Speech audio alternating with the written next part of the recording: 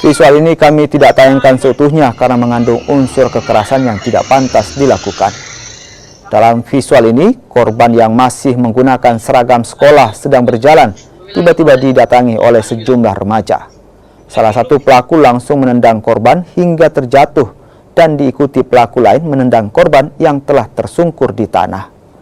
Aksi penganiayaan ini akhirnya terhenti setelah warga mendengar keributan di depan rumah. Menurut warga, pelaku masih menggunakan seragam SMP dan SMA.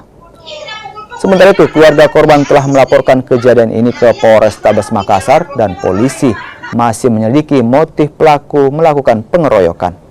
Kalau dengar kabar yang jadi korban pemukulan itu anak Pak Ka'bah, anak SMP.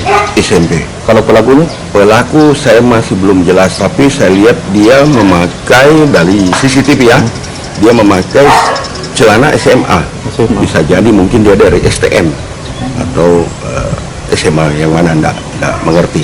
Tapi pelajar ya? Pelajar semua. Kalau soal kejadian ini ada kita dengar apa persoalannya?